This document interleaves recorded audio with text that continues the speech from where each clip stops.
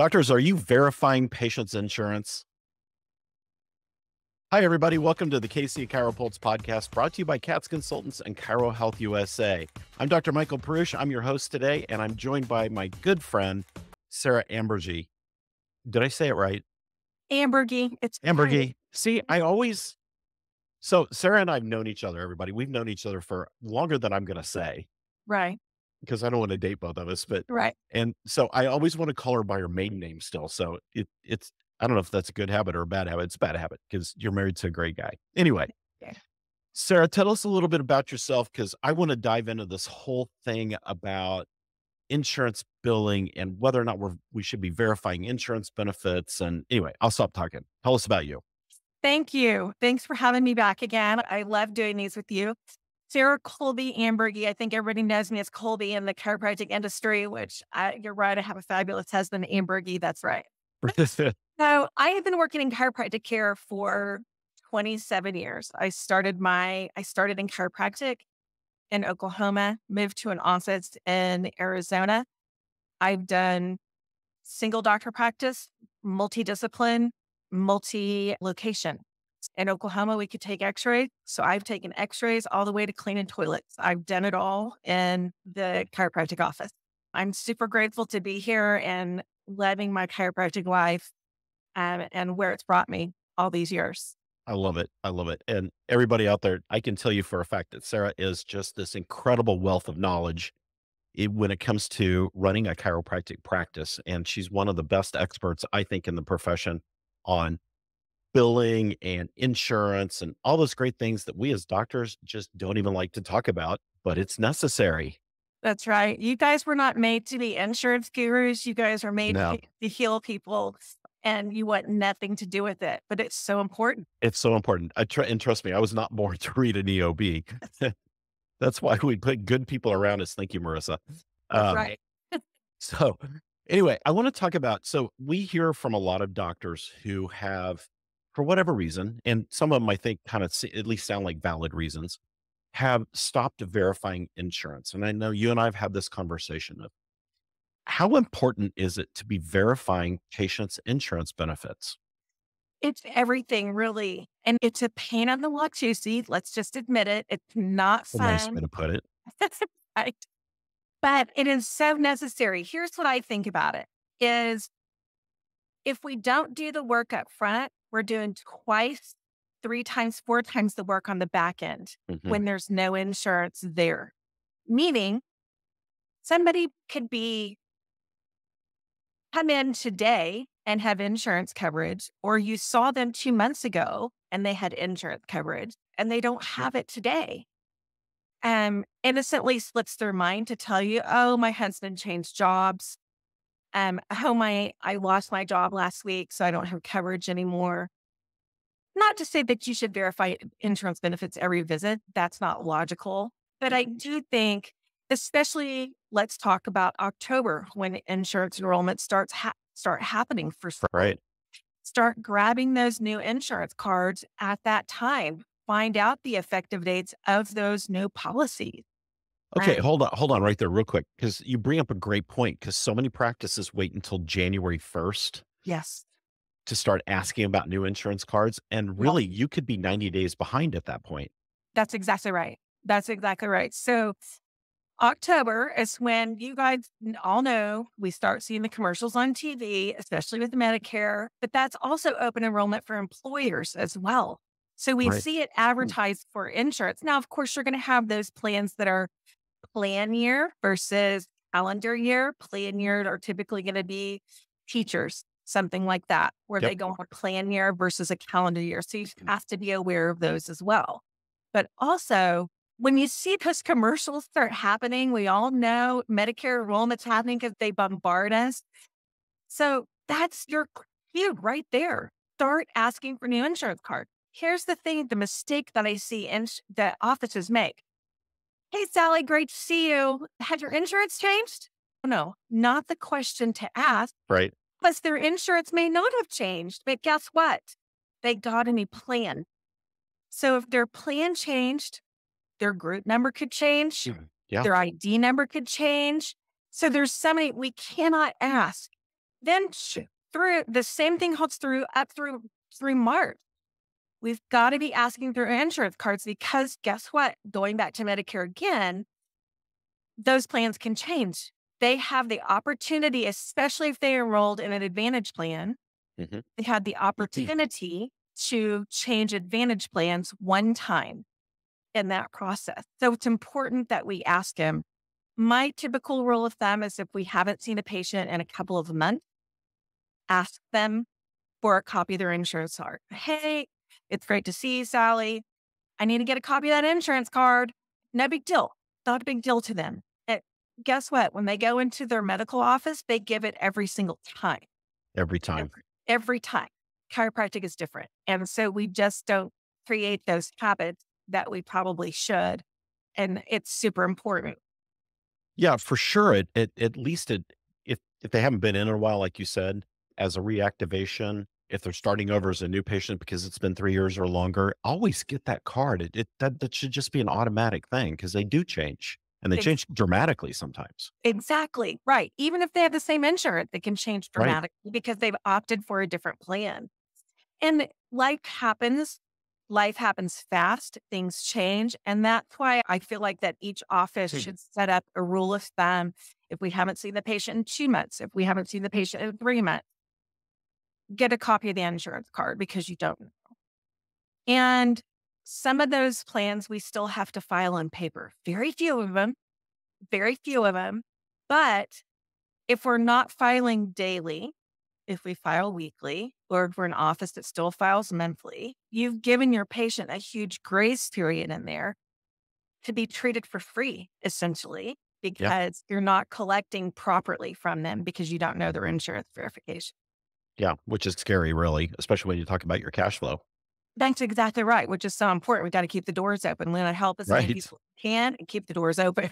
Because I'm pretty sure most of us are supposed to be for-profit businesses. That's the idea. I love it.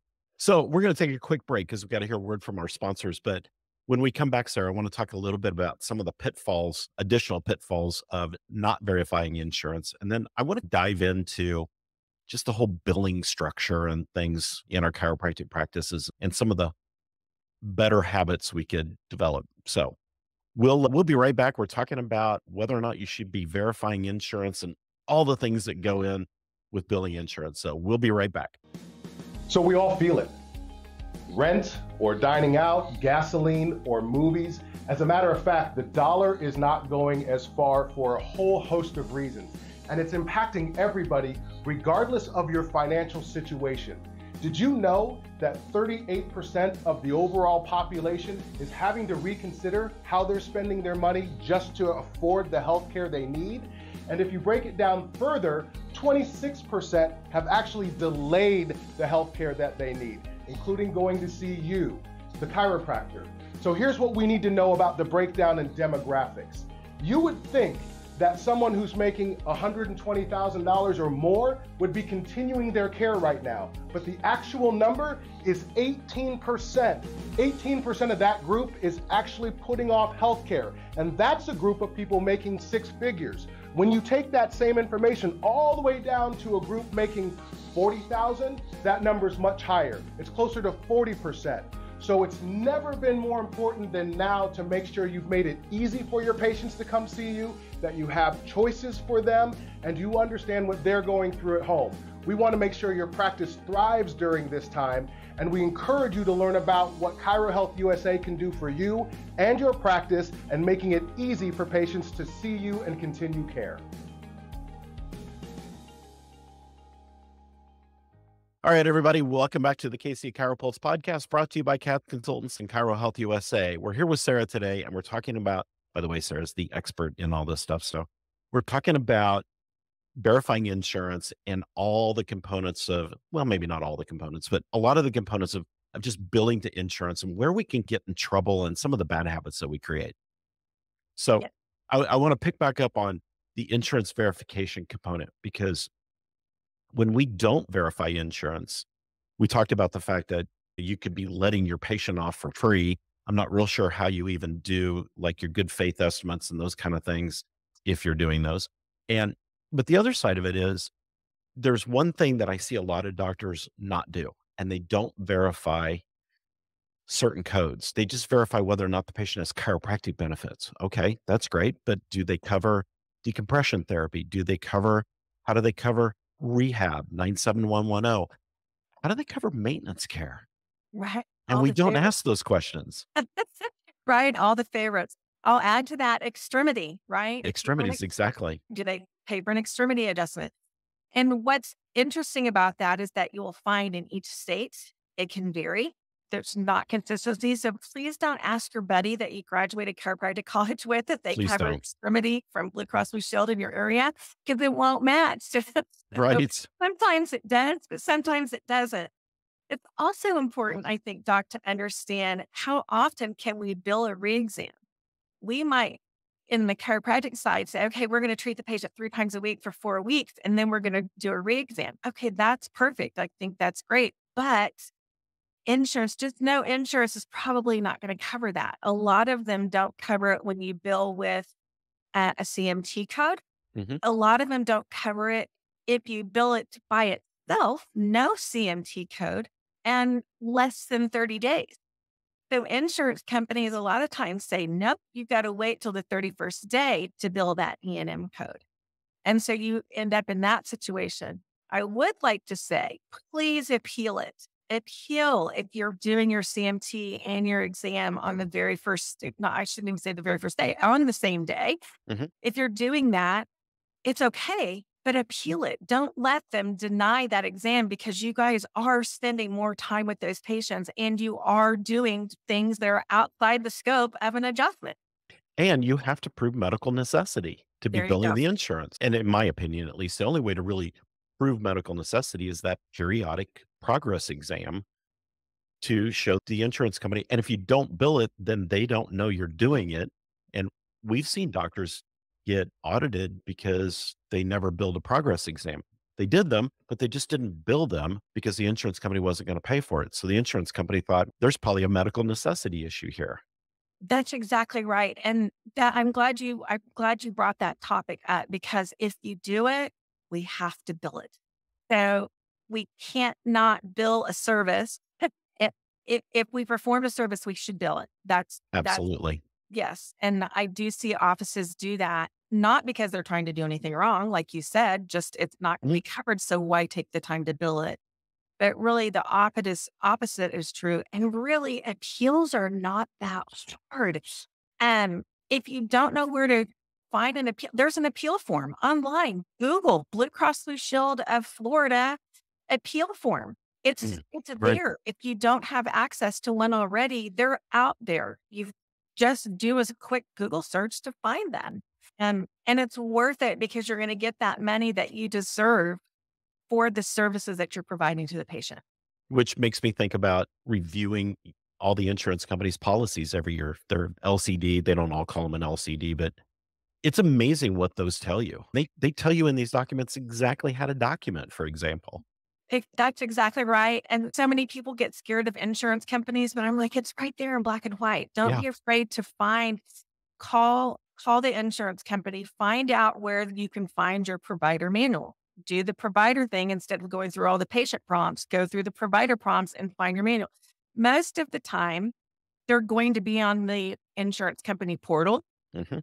And so you can find them on the insurance company portals to see, which comes back around to even Medicare. That's where I see a lot of big mistakes is with Medicare. They don't realize that Medicare Advantage plans are doing a lot better now by marking Advantage or replacement or Advantage on the card, labeling it on the card. That's good. But they are getting better. But so many times we'll get a Medicare patient, they walk in, they slap down all their cards. Then the staff might be new, may not be familiar. If we check Medicare benefits on your Medicare portal, it is there, you guys. It will say Medicare Part C. If they're Medicare Part C, that red, white, and blue traditional card, bye-bye. We don't need it. It's Right. null and void because that Advantage plan, then we are not billing Medicare. We're not wasting time to get that rejection. And Right. some Advantage plans need authorization. It's important to know. Are you part of the Advantage plan? Because because you're a provider with United does not automatically put you in with United Advantage. It's important to know what you're part of as well. Right. When we're verifying these insurance benefits and going back and finding out are certain codes covered. We all know with Medicare, that's a different code, but going back to what you said originally, Doc, in my long-winded answer here is getting to the specifics of the codes they cover, because they will not tell you if they're going to pay for the code, but they will tell you if it's a billable code. Yep. When you're doing your insurance verification. So all of that is important. And for staff, guys, this is your way that you can go in and say, I deserve a raise because look, we're collecting all this money. So it's money lost. And we're losing money. We're tossing money out the window. Yep. It's so easy to justify to go into your boss and say, hey, I would love to have a raise. Our collections are up X% because we've now been verifying insurance benefits and we're collecting more money because of it. Yep. Yep. And that is one of the big advantages of doing those verifications, is really understanding how the insurance company might pay you. Like you said, they're not going to tell you if they're going to pay you, because that depends on a whole lot of other factors, but at least you find out what's billable and what's not. Exactly. And that's important. And that's very important. I want to talk a little bit about Medicare. So in my opinion, Medicare is probably the easiest. I'm using air quotes if you're listening, insurance companies, because it's not insurance, but to me, it's one of the easiest things to deal with. And yet I see so many docs getting it all mixed up. And I've heard a couple of doctors crazily in the last probably 30 days say, oh, Medicare now has unlimited benefits for chiropractic care. Wow, where are you getting that? Because that's not true. So I don't know if it's just we've got a lot of disinformation floating around the profession and too much of talking to your friend across the country, but I want to set the record straight on some of that. So I'm just going to ask you flat out. You're the expert. Is there unlimited care under Medicare? No. It's like any other insurance company. It's all based on medical necessity. Where Thank I you. do think some of the confusion comes in is back in the day, we had a 12 visit limit on Medicare, and Medicare did not care if the patient came in 3 times a week or if they came in 1 time a month. They Yep. could use those 12 visits however they wanted to. And I think sometimes there are some providers that still think that, or they heard that, like you said, from their buddy, and it's incorrect. It's all based on medical necessity. All based on medical necessity. Yes. Can't Yes. say that enough. Yes. And this is where I get in trouble with some doctors when I'm working with them and talking with them, is everything. We all know in our heart of hearts that chiropractic is necessary, right? Right. That's where we have to take off our hats and put on our insurance company hat. Our passion hat has to come off. Yep. And we have to be realistic with, this is what Medicare is going to consider medically necessary. That's when we're billing that AT modifier. Just because you put that AT modifier on there for acute treatment does not mean that the visit's going to be covered. This is where people's minds blow when we're talking about billing and these kinds of things, because AT doesn't mean it's going to be paid. And Right. guess what, everybody? If you bill an AT and Medicare denies, you cannot collect from that patient. Right. So it is important for you to understand when to bill the GA. As the professional doctor, when the patient has reached their maximum medical improvement, not, I've got to keep adjusting them so they don't get surgery. That's not it. Right. So if their maximum medical improvement, if their pain level is a level 5, and they can only walk up 5 flights of stairs instead of 10 flights, we can't get them to that 6th flight of stairs. That's it. That's So it. our goal might have been 10 flights of stairs, and our goal might have been a pain level 2, but we can't get them beyond. That's it. And you're done. I will say, Doc, I'm sorry to interrupt you. No, I you're fine. will say that ossuostomy and neck disability forms are big in Medicare, having the patient fill those out. And you do have to think about I've got a positive poly patient, as I've always said throughout the years, or I'm negative Ned, because negative Ned's going to be pain level of 10 all the time and can't put his pants on, where positive poly is going to be a 2 and can't put her pants on. I love the names. So we have to be a little bit realistic in relationship to how they're filling out those forms as well. Yeah. And you actually read my mind, because I was going to bring up outcome assessment tools, because Great minds, Doc. Great minds. exactly. That's why we're here on the show together. That's right. That's why we've been friends forever. But those outcome assessment tools, I think, to me, are one of the greatest things since individually wrapped and sliced cheese for the chiropractic profession, because it allows you to document from the patient's point of view, how am I progressing? And it creates that disability percentage. And when it doesn't go any further, you're done. That's right. Put an ABN in front of them. I don't want to talk about the ABN, but put an ABN in front of them, explain to them the difference in care. Really should explain it up front so they're not blindsided by it, but that's another story. And if care is still clinically appropriate, great. Keep going with chiropractic care. That's where our philosophy has to come in. But like you said, we have to take that chiropractic passion hat off for just a minute so that we know that we're playing the insurance game correctly. That's exactly right. And really, that goes back to the insurance verification and the report of findings. And when you're discussing all of the things with any patient, any insurance company is based on medical necessity and really acute care. Just because you've been billing Blue Cross for 2 years with the same diagnosis, with the same injury date, does not mean that in 3 years, Blue Cross isn't going to come back and ask you for the money back, because they will. I just had fingernails on the chalkboard when you said that. Yeah, because we hear all the time, they're paying me, so everything must be okay. Yes. No, they're just waiting until the audit department has time to come and take all the money back.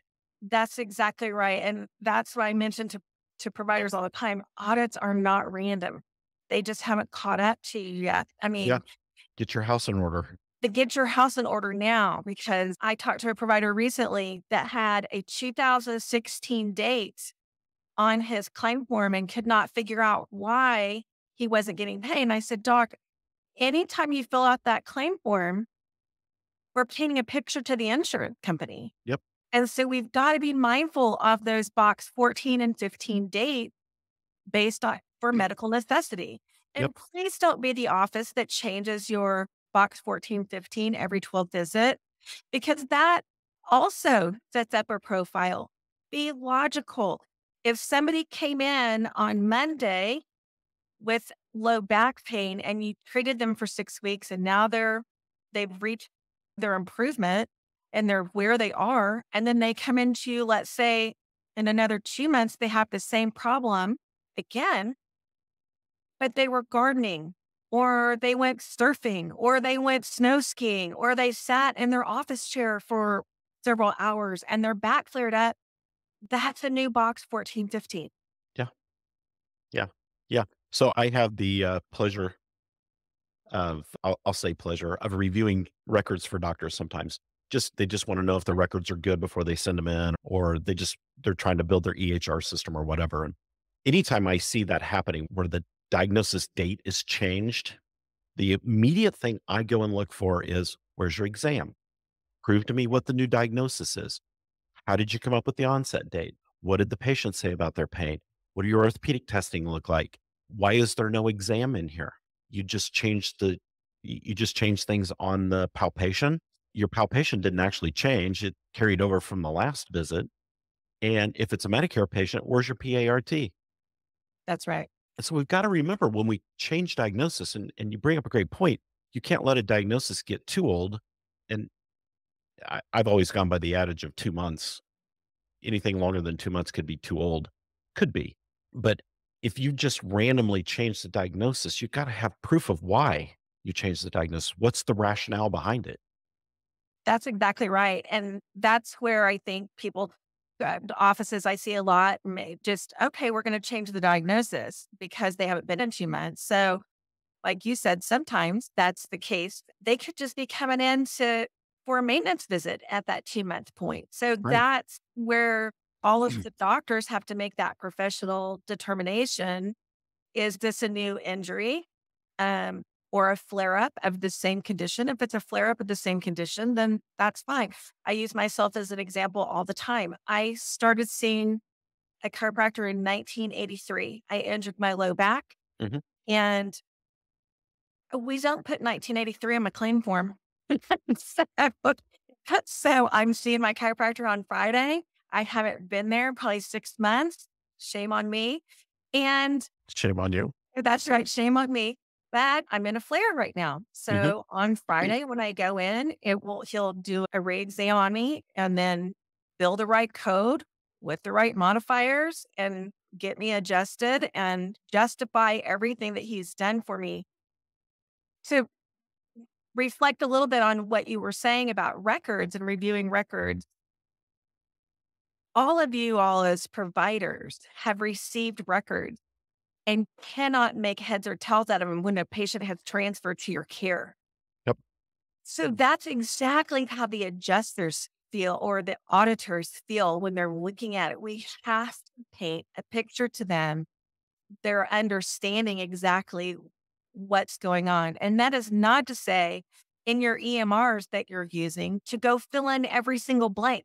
That's not the point. Right. The point is just to make sure that what you're doing for the patient is medically necessary Yep. and matches with the insurance verification. So everybody knows what to collect, what's covered, what's a billable service, what's not billable, what you can collect directly from the patient for versus what you can't, and tie everything together. It's really simple. It sounds like a lot, but it's really simple.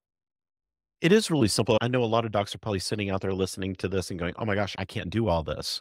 Number one, make sure you have your EHR system set up correctly. Make sure you've got all the macros and everything in there that you need. There are very few systems out there that won't work at a fast pace, as fast as as you need, unless you don't set them up correctly. I know we spent a great deal of time setting up our system with your help, in fact, making sure that it worked and flowed with our workflows so that we were seeing 100, 150 new, or not new, but 100, 150 patients a day. And our note system kept up with us.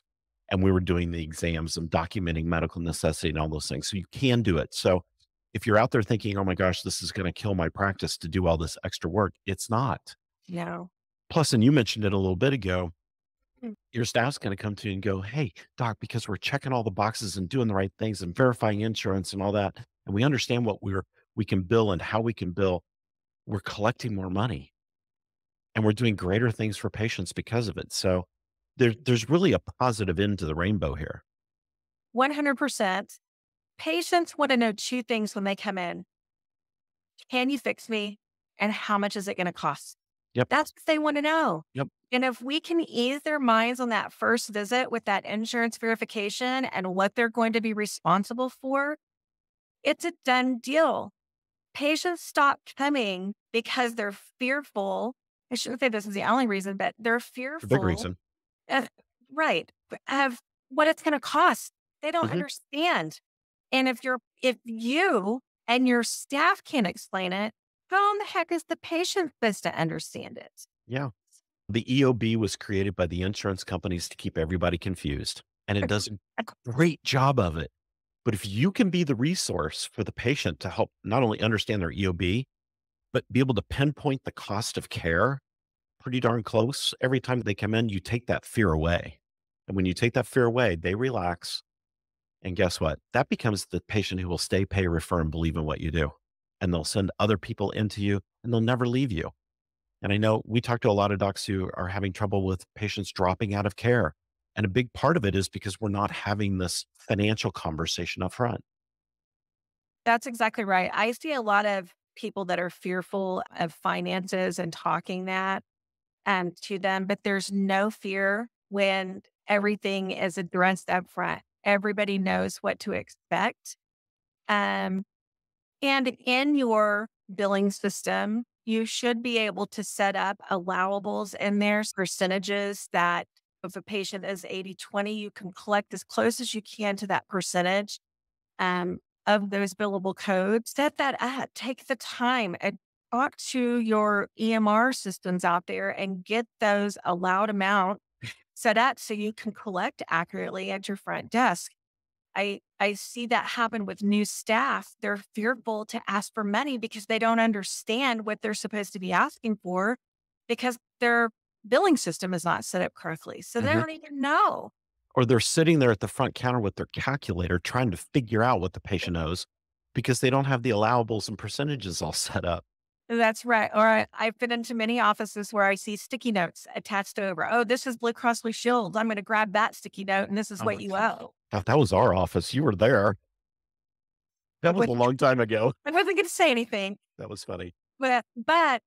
but once you knew, you all set it up and it was done. It was a Yeah, done deal. Like it makes it easy to calculate those things. And if you don't know the exact allowable for a particular insurance company, have a plan. exactly. Have a plan so nobody is petrified to be at the front desk. And one of the things I like to say at the front desk, I worked at the front desk. Like I said, jack of all trades in the chiropractic clinic. Working the front desk, one of the things I always like to say is, as of today, your balance is $23.65. As of today, your balance is $65.82. Followed up by, how would you like to pay? But always saying, as of today. Why do we say that? Because tomorrow I could get an EOB in and they've denied your care and you're going to owe more money, or they're going to pay a little differently than what we had thought they were going to pay. So if we're constantly saying the same things at the front desk all the time, if we're constantly saying, how would you like to pay? That's a simple question. Your balance is $65.82. How would you like to pay? You're Yep. not saying, I need $65.82 from you, please. It's Right. how to pay. Can I pay next time? Can I pay part today? We're leaving them an open-ended question so those collections can go up. Yep. That's exactly right. Great point. If people want to get in touch with you, how can you help them? That's a trick question because I wear a lot of hats. I know you do. That's why I posed it open-ended. Thank you. You can get in touch with me via my cell phone. I'm a wide open book on my cell phone. Feel free to reach out to me anytime. I'm happy to give you my cell phone number. It's ready. Are we ready for that? It is 602-690-0509. If you decide that you're going to text me, please let me know who you are because I get a lot of text messages. The other thing I would like to say, if you decide to call or text me on that number, and if I'm not back to you in 2 days, please reach out to me. Sometimes my text is so full that I am human and I am going to miss something. They There do is no get doubt. messed. It's easy. Yes. And so if truly my goal is 2 days and really same day is my real goal. But if it's 2 days, if it's beyond 2 days, something's gone on. I missed your message. I never received your message, but I'm happy to help with any of those questions that have come up that we've addressed today. Awesome. And I know you do. I'm going to put a shameless plug in here because it's one of my favorites, but you do a lot of work with Eclipse, which I personally think is a great program. I'm a little biased because we use that in our clinic, but you were telling me they've got a cloud version coming out. Yeah, we've actually had the cloud version out for 3 years. Oh, I didn't even know that. That's great. Yes. Yeah. So, It's been out and it's very affordable. It's super fun because we can offer things in the cloud version that we couldn't in the Windows version. One of those things being insurance verification directly from the software. So we couldn't do that in the Windows version. So that's one of the fun things we can do with cloud. And also, one of the biggest questions we get when we start talking about cloud is server going away? Absolutely not. We've got over 30 years of development in the server version. Why in the world do we get rid of a fantastic program that works for so many? And also, there's rural communities out there that don't have great internet still.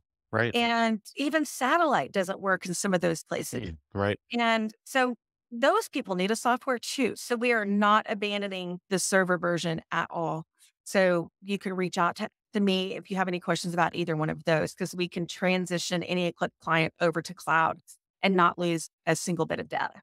Fantastic. Fantastic program. Great company. So, Thank you. Sara, thanks for your time today. I really want to get you back on again because there's so many other little nuances in insurance that I want to dig into. And I think it'd be fun if we got Marissa on here and we did all three of us on here and just had a little banter about insurance.